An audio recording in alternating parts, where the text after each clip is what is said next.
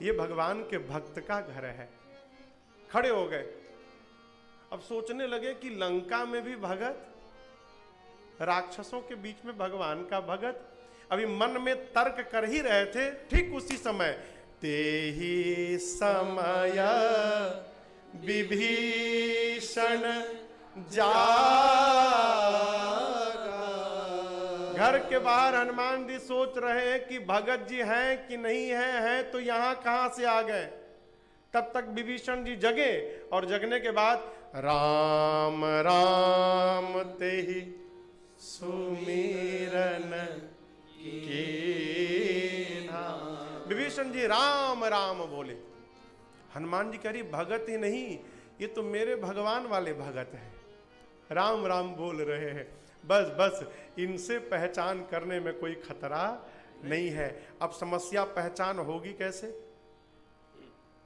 तो हनुमान जी सोचे वो भीतर से राम राम बोले तो बाहर सुनकर मुझे अच्छा लगा, यदि मैं बाहर से राम राम करूंगा तो भीतर उनको सुन के अच्छा लगेगा। विप्र का रूप बनाकर हनुमान जी लगे भगवान के नाम का कीर्तन करने। विभीषण जी भीतर सुने राम राम राम राम बोले, लंका में तो राम कहने का परमिट केवल मेरे पास है, मुझे छोड़कर कोई राम नहीं बोल सकता है लंका में। और ये राम खुलियाम राम, इसका मतलब ये कंफर्म हो गया ये लंका का नहीं, अवश्य कोई विदेशी आया है भारत से। हाँ, विभीषण जी महाराज दौड़कर बाहर आए, स्वरूप देखा ब्राह्मण का, हनुमान जी को प्रणाम किया और पूछा आप कौन है ब्राह्मण देवता है? आप कहीं भगवान के भक्त तो नहीं है, मुझे बड़भागी करने के लिए आए हो क्या? आप कहीं राम जी ही तो नहीं आए हैं वेश बदल के मेरे सामने आए? हे विप्र देवता, आप अपनी कथा सुनाइए। कहा हो विप्र निज कथा, आप अपनी कथा सुनाइए। हनुमान जी कहे विभीषण जी कथा सुननी है कि व्यथा सुननी है?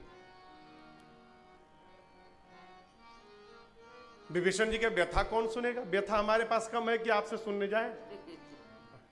हमारे पास कम व्यथा है क्या? अरे सुनाना है तो कथा सुनाइए। हनुमान जी कहे आप तो मेरी कथा पूछ रहे हैं, मैं जीव हूं, जीव की कथा नहीं होती, जीव की केवल व्यथा होती है।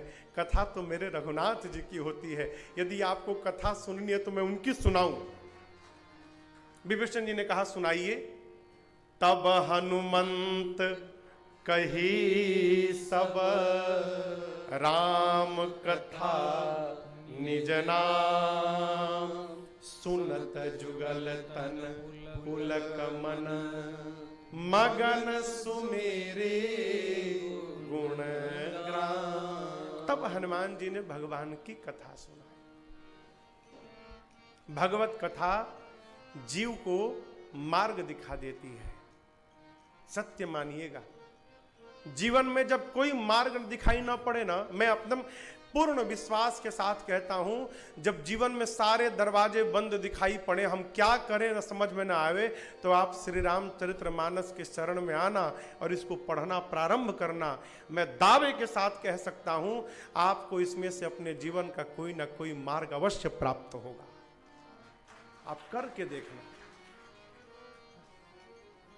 मानव जीवन के जितने संबंध है उन सभी संबंधों की आचार संहिता का नाम है श्री रामचरितमानस। ये जीवन सिखा देती है कैसे जीना चाहिए। गोस्वामी जी ने रचना की, 7 कांड लिखे, बाल कांड, अयोध्या कांड, अरण्य कांड, किष्किंधा कांड, सुंदर कांड। 6ठा कांड है युद्ध कांड जिसे लंका कांड कहते हैं, और 7वां कांड है उत्तर कांड। बाल कांड के प्रारंभ में गोस्वामी जी 7 श्लोक लिखे। क्यों? ऐसा लगता है मानो एक एक कांड के लिए एक एक श्लोक समर्पित किया। वर्णानाम अर्थ संघानाम रसानाम छंद सामपि मंगलानाम च कर्तारौ वंदे वाणी विनायको। पहले श्लोक में गणपति भगवान और सरस्वती जी की वंदना करते हैं। दूसरे श्लोक में भवानी शंकरौ वंदे श्रद्धा विश्वास रूपिणौ। ये जो पार्वती जी और शंकर जी है ना, पार्वती जी श्रद्धा है और शंकर जी विश्वास है। आप कथा सुनने आए हैं, जब तक आपको कथा के प्रति विश्वास नहीं होगा और आपकी कथा में श्रद्धा नहीं होगी, आप बैठे तो रहेंगे, आपके मन में ये कथा जाने वाली नहीं है। कहो, प्रवेश तभी होगा जब श्रद्धा और विश्वास का मिलन होगा। गोस्वामी जी ने इनकी वंदना की। तीसरे श्लोक में गुरु स्वरूप वंदे बोधमयम नित्यम गुरुम शंकर रूपिणम यमाश्रितो ही वक्रोपी चंद्र सर्वत्र वंदते। गुरु स्वरूप में भगवान शिव की वंदना करते हैं। पांचवें में आदि कवि बाबा वाल्मीकि और श्री हनुमान जी महाराज की वंदना करते हैं। छठवें में मेरी माँ जगत जननी जानकी सीता जी की वंदना करते हैं। छठवें श्लोक में प्रभु श्री राम की वंदना करते हैं। और सातवां श्लोक, अंतिम श्लोक बालकांड का, गोस्वामी जी कहते हैं मैंने इस मानस की रचना कैसे की। नाना पुराण निगमागम सम्मतम यद रामायणे निगदितम क्वचिदन्यतोऽपि स्वान्तः सुखाय तुलसी रघुनाथ गाथा भाषा निबंध मति मंजुल मातनो। कहते हैं नाना पुराण, 18 पुराण। पुराण कितने हैं? 18। जितने पुराण उतने उनके उप पुराण, 18 उप पुराण, 4 वेद, 4 उपवेद, 6 शास्त्र, और इसके बाद जितने रामायण है, गोस्वामी जी कहते हैं इन सबके सार को निचोड़कर और मैंने श्री रामचरितमानस की रचना कर डाली है। कहें तो केवल श्री रामचरितमानस आप पढ़ेंगे तो 18 पुराण, 18 उपपुराण, 4 वेद, 4 उपवेद, 6 शास्त्र, जितने रामायण है सबके पढ़ने का फल केवल मानस पढ़ने से प्राप्त हो जाएगा। गोस्वामी तुलसीदास जी कहते हैं। इसको प्रमाणित किया एक बहुत बड़े साधक थे श्रीधाम वृंदावन में, प्रातः स्मरणीय पूज्य अखंडानंद जी महाराज। आप लोगों ने नाम सुना है? पूज्य अखंडानंद जी महाराज बड़े अद्भुत साधक हैं श्रीधाम वृंदावन में, परम वेदांती थे। तो वो नित्य, उनका नियम था कि नित्य सायंकाल अपने किसी शिष्य को सामने बिठा लेते थे और उसको कहते थे कि तुम श्री रामचरितमानस पढ़ो।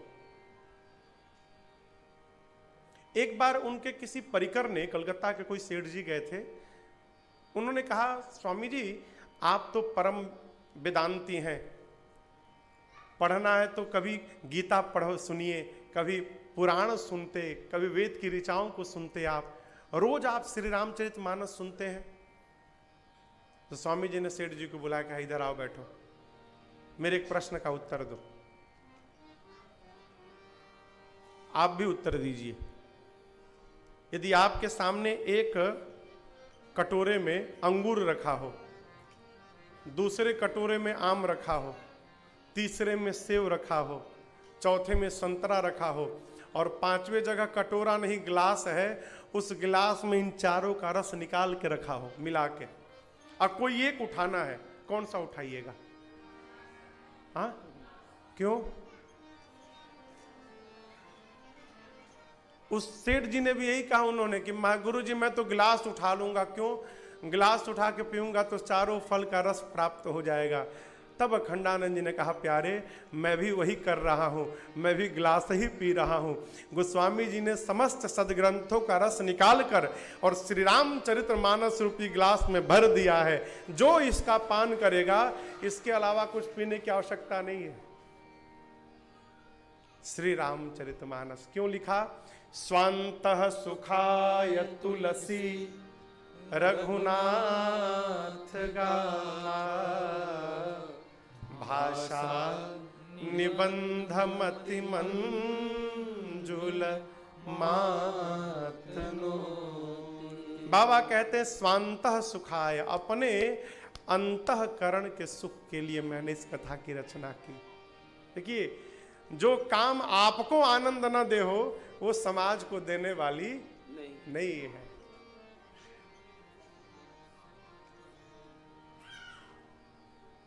कथा अपने अंतःकरण के सुख के लिए सुननी चाहिए। गोस्वामी जी ने 7 श्लोक लिखा बालकांड में, पंचदेव उपासना में 5 सोरठा लिखा और उसके बाद श्री रामचरितमानस की पहली चौपाई बाबा कहते हैं, बंदाऊं गुरु पद पदुम परागा, बंदाऊं गुरु पद पदुम परागा, सुरुचि सुबास सरस अनुरागा, सुरुचि सुबास सरस अनुरागा, अमिय मूरिमय चूरन चारो, अमिय मूरिमय चूरन चारो, समन सकल भव रुज परिवारो, समन रुज परिवारो, समन सकल भव रुज परिवारो। पूज्यपाद गोस्वामी तुलसीदास जी ने सबसे पहले गुरु जी के चरण में जो रज है, रज समझ रहे हैं ना, पांव में जो रज लगा है, उस रज की वंदना करते हैं। क्या है महाराज? जो उस रज का सेवन करेगा, 4 काम होगा उसके साथ। क्या? सुरुचि सुबास सरस अनुराग। सुरुचि, सु यानी सुंदर, रुचि यानी चाह। जो गुरु चरण रज का सेवन करता है, वो चरण रज उस जीव की रुचि को बदल देता है। चाह तो समझ ही रहे होंगे आप, चाह पर ही हमारा जीवन है। हो हम कैसा चाह रखते हैं मन में, कहो। जो गुरु चरण रज का सेवन करेगा, वो रज उस जीव के चाह में सुंदरता स्थापित कर देगी। सुंदर चाह, सुरुचि, सुबास यानी सुगंध, उसका जीवन सुगंध युक्त हो जाएगा। बुरा मत मानिएगा, शरीर से सुगंध भी निकलता है और शरीर से दुर्गंध भी निकलता है। अब मैं बहुत भीतर इसमें प्रवेश नहीं करूंगा, नहीं तो लोग लगेंगे सूंघने बगल में।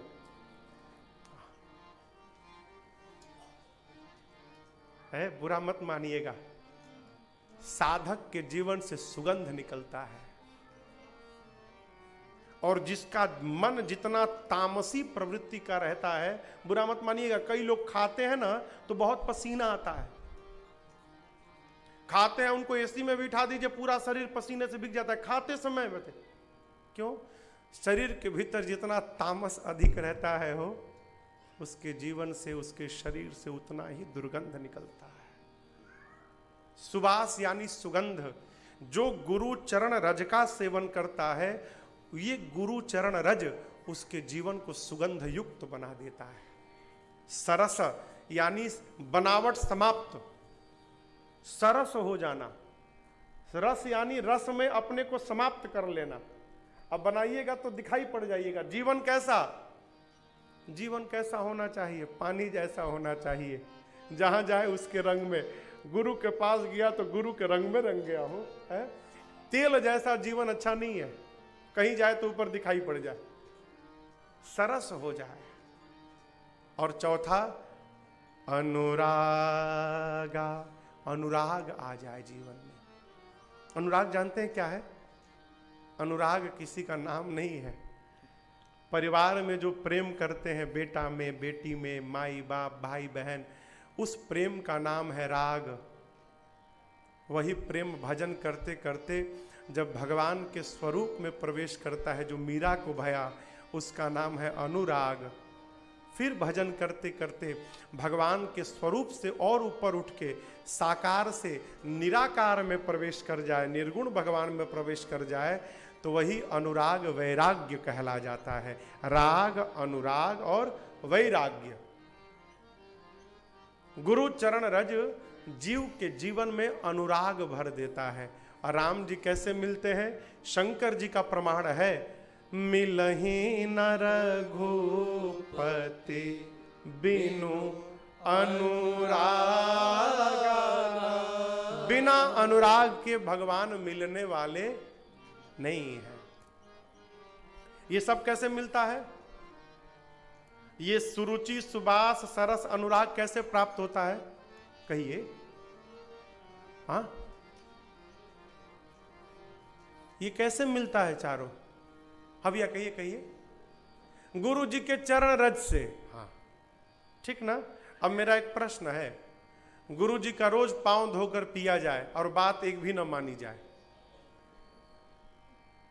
गुरु जी आए तो खूब बढ़िया पांव धोकर पिया जाए और उनकी एक भी बात न मानी जाए, तो क्या ये चारों मिल जाएगा क्या? यहां गुरु चरण रज का अर्थ है माई बाप, गुरु जी के मुख रूपी चरण में जो वचन रूपी रज है, अर्थात गुरु आज्ञा का जो जीवन में पालन करता है, उसके जीवन में ये चारों आने वाले हैं। गुरुर आज्ञा गरीयसी। कहो, सतगुरुदेव भगवान के चरणों की वंदना किए गोस्वामी जी, ब्राह्मणों की वंदना किए, संत समाज की वंदना की। देखिए, जीवन में जितना अधिक होना हो सत्संग करना चाहिए। क्यों? यही पहली भक्ति है। आप आने वाले दिनों में श्रवण करेंगे, राम जी ने शबरी मैया को 9 भक्ति बताई, तो सबसे पहली भक्ति क्या है? प्रथम भगति संतन कर संगा। जीवन में संत का संग हो गया तो आपकी पहली भक्ति पूरी। पहली भक्ति सत्संग किया जाए। क्यों? जब तक सत्संग नहीं होगा माई बाप, तब तक विवेक नहीं आएगा। विवेक। गोस्वामी जी ने संत समाज की वंदना की, दुष्टों की भी वंदना की, उत्पातियों की भी वंदना की, भगवान के परिकर समाज की वंदना किए हैं। भगवान के नाम की वंदना करते करते गोस्वामी जी कथा को काशी से प्रयाग लेकर पहुंचे। दूसरे वक्ता कौन? याज्ञवल्क जी के पास। कहते हैं गोस्वामी जी, अरे भरद्वाज मुनि बसहि प्रयागा। भरद्वाज मुनि बसहि प्रयागा। जिनहि राम पद अति अनुरागा। जिनहि राम पद अति अनुरागा। तापस समदम दया निधाना। तापस समदम दया निधाना। परमारथ पथ परम सुजाना। परमारथ पथ परम सुजाना। परमारथ पथ परम सुजाना। परमारथ पथ परम सुजाना। गोस्वामी जी कहते हैं, तीर्थराज प्रयाग में एक मुनि रहते हैं जिनका नाम है भरद्वाज। जितने भरद्वाज गोत्रीय लोग हैं उन्हीं के वंशज हैं भरद्वाज ऋषि के। तपस्वी है, सम कहे तो जिनका मन उनके बस में है। समझ रहे हैं ना? मन बस में अर्थात वो जो चाहेंगे वही मन सोचेगा। हमारा क्या है, मन जैसा चाहता है वैसा हम सोचते हैं। ये मूल अंतर है। उन्होंने अपने मन को बस में कर रखा है। इसको कहते सम। दम यानी इंद्रियां उनके बस में है, तपस्वी हैं, दया के भंडार हैं। कहाँ रहते हैं? प्रयाग में, तीर्थराज प्रयाग में। अर्थ कुंभ लगा था इस वर्ष, आप में से कई लोग गए भी होंगे स्नान करने, गए थे ना? जैसे आप लोग इस साल मेला में गए थे, इस साल नहीं, प्रयाग में माघ महीना में हर वर्ष मेला लगता है।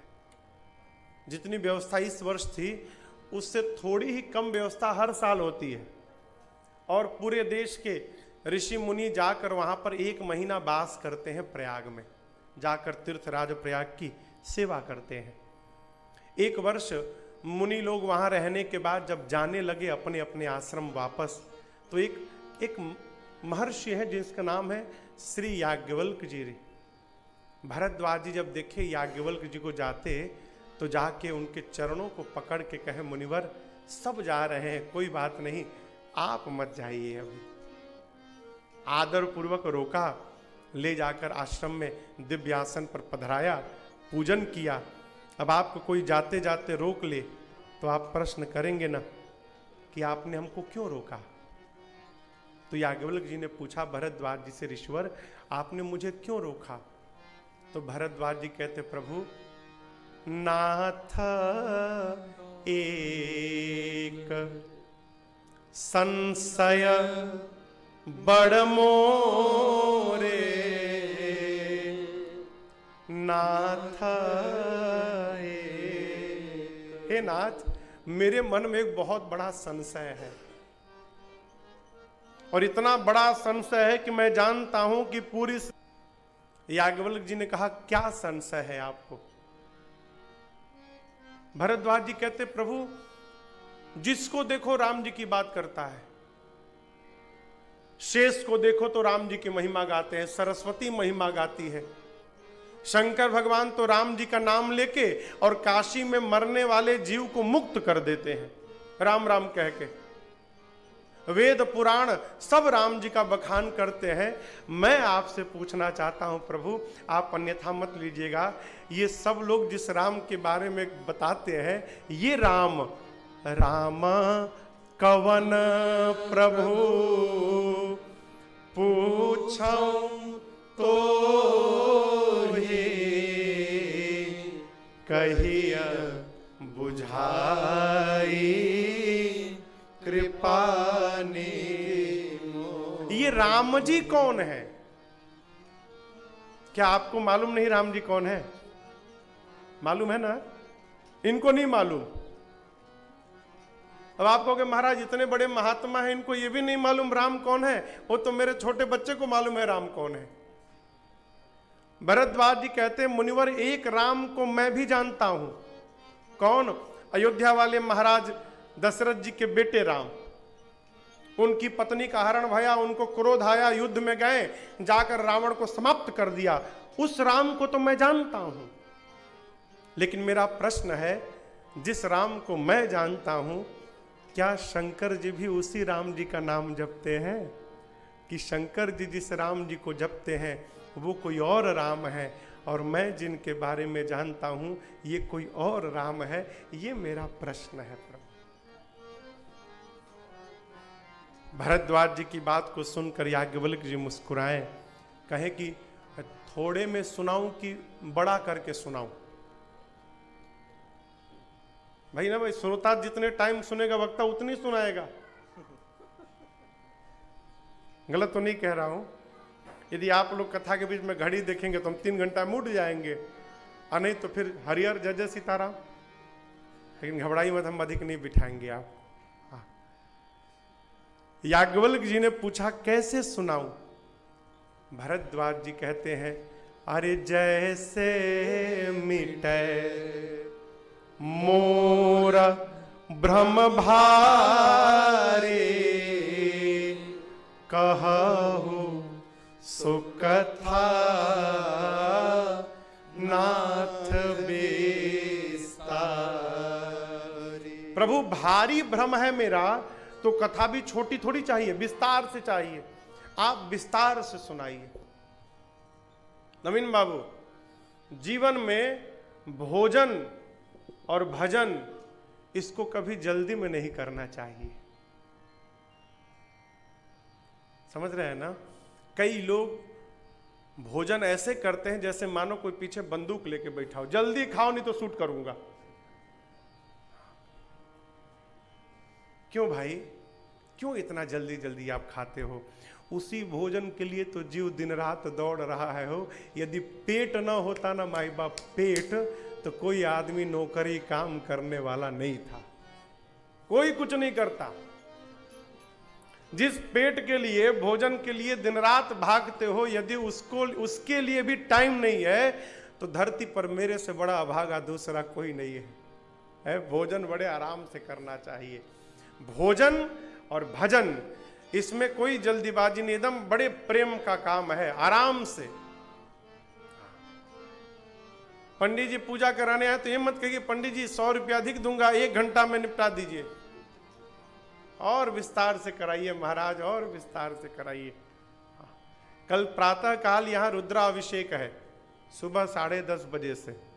तो मुझे तो कहीं जाना था, लेकिन साई राम भैया जी ने कहा महाराज जी जाना नहीं, आपको रहना है। तो मैंने अपना प्रोग्राम कैंसिल कर दिया। कैंसिल नहीं किया, आज रात का कर लिया, प्रीपोन्ड कर लिया। तो मैं वहाँ आज कथा के बाद ही जाकर चलाऊंगा। चेन्नई में ही जाना है, कहीं एक जगह अनुष्ठान चल रहा है। तो कल यहाँ रुद्राभिषेक है, विधिवत अभिषेक होगा, और 10:30 बजे से लेकर 12:30-1 बजे क्रम में हम और आप उपस्थित रहेंगे। और उसके बाद पूजा के बाद भजन हो गया तो भोजन भी होगा, तो फिर महाप्रसाद होगा। और उसके बाद 3-3:30 बजे से 4 बजे से ना हो, कल की कथा कल से 4 बजे से कथा है, ऐसा हमको बताया गया है। 3:30 बजे भैया लोग भजन शुरू करेंगे, 4 बजे में 5 मिनट कम रहेगा तो राघव जी के साथ हम आएंगे। और आशा करते हैं 4 बजे तक आप लोग भी आ जाएंगे ना? जय जय। तो कहा विस्तार से सुनाइए भरद्वाज जी ने। वाल्मीकि याज्ञवल्क्य जी मुस्कुराए, कहे मैं आपकी चतुराई समझ गया, आपको कोई संशय, कोई भ्रम, कोई मोह नहीं हुआ है। आप भगवान के भक्त हैं और आप मुझसे कथा सुनना चाहते हैं, इसलिए ऐसा अनजान मूढ़ बनकर आपने प्रश्न किया। अब आप जैसा वक्ता मिला है तो कौन नहीं सुनाएगा। लेकिन जैसे आपने प्रश्न किया ना, वैसे पार्वती जी ने भी एक बार किया था, तो उस कथा को तो कल सुनाऊंगा। अभी बीच में एक दूसरी कथा सुन लीजिए। कौन सी कथा? याज्ञवल्क्य जी कहते हैं, एक बार त्रेता जुग माए, एक बार त्रेता जुग माए, शंभु गए कुंभज ऋषि पाहि, शंभु गए कुंभज ऋषि पाहि, संग सती जग जननी भवानी, संग सती जग जननी भवानी, पूजे ऋषि अखिलेश्वर जानी, पूजे ऋषि अखिलेश्वर जानी, राम कथा मुनि बरज बखानी, राम कथा मुनि बरज बखानी, सुनी महेश परम सुख मानी, सुनी महेश परम सुख मानी,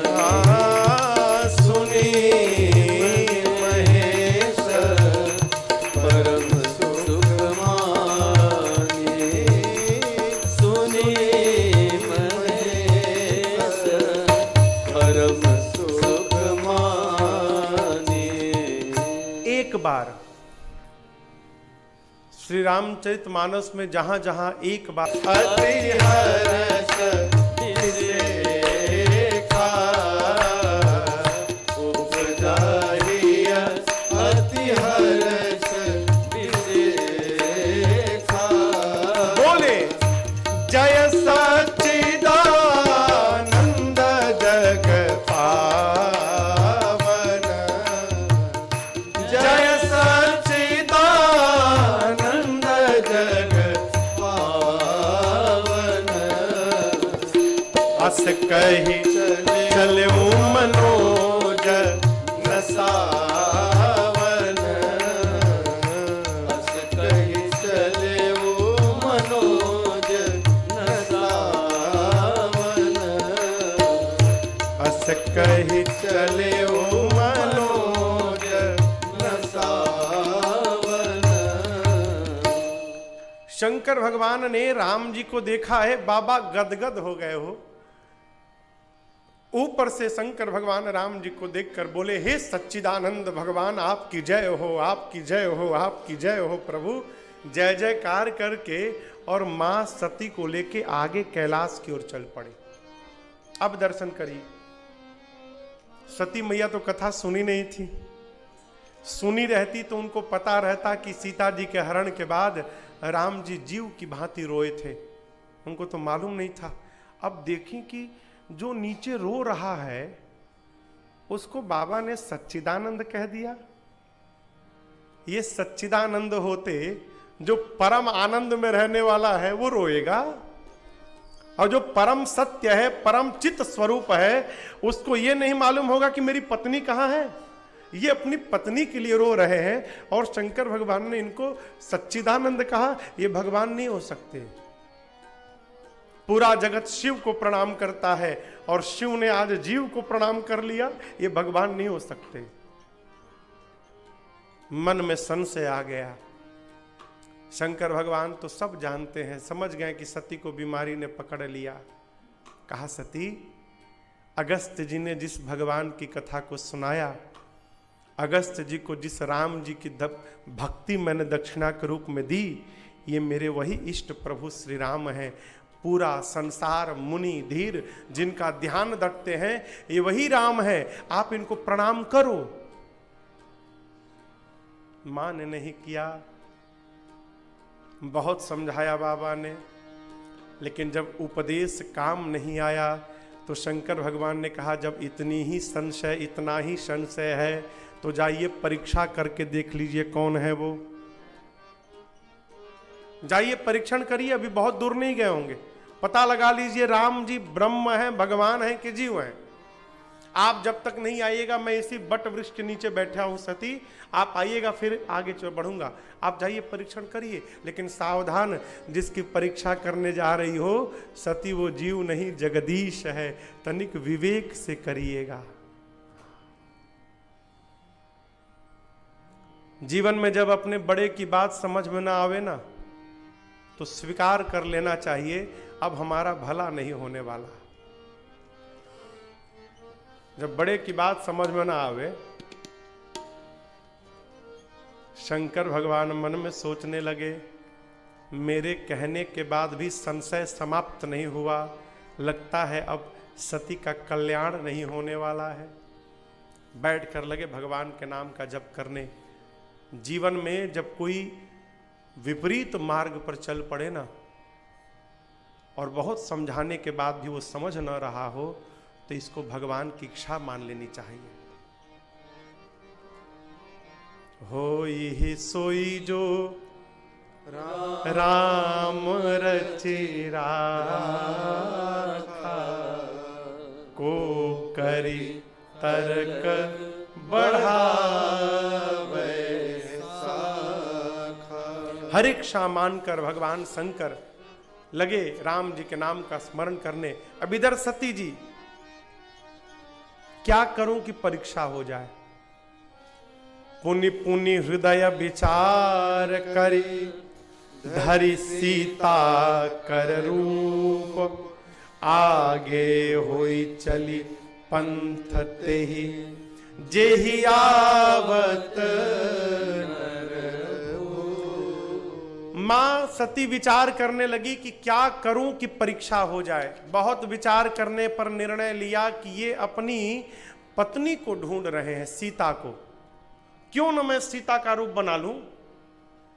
यदि भगवान होंगे तो समझ लेंगे कि ये सीता नहीं सती है, और मनुष्य होंगे तो सीता सीता कह के दौड़ के मेरे पास चले आएंगे। बस यही बढ़िया उपाय है। सीता मैया का रूप बना के मां सती राम लक्ष्मण जी के आगे आगे चलने लगी। लेकिन एक बात याद रखिएगा, किसी का रूप बनाना तो सरल है, स्वभाव कहां से लाइएगा, है? स्वभाव कहां से लाइएगा आप? सीता मैया का रूप सती जी बना ली, लेकिन स्वभाव नहीं ला पाई। क्या उनको ये नहीं मालूम था कि सीता जी जीवन में कभी भी राम जी से आगे आगे नहीं चलती हैं, वो सदैव राम जी के पीछे पीछे चलती हैं। और ये नकली सीता बन के आगे आगे चलने लगी। लक्ष्मण जी दूर से देखे, समझ गए नकली भाभी, मेरी भाभी तो हो नहीं सकती, मेरी भाभी तो भैया के पीछे चलती है। और ध्यान से देखें, लक्ष्मण दीख, दीख यानी दिखाई पड़ा। क्या दिखाई पड़ा? उमा कृत वेशा। सती जी द्वारा बनाए हुए स्वरूप को लक्ष्मण जी ने देख लिया। अरे ये तो सती हैं, भाभी के रूप में घूम रही हैं। लगता है भैया की कोई लीला चल रही है। देखकर भी मौन हो गए। राम जी के पास प्रभु पास पहुंचे तो राम जी ने दूर से ही दोनों हाथों को जोड़ा और कहा, मैं दशरथ नंदन राम आपको प्रणाम करता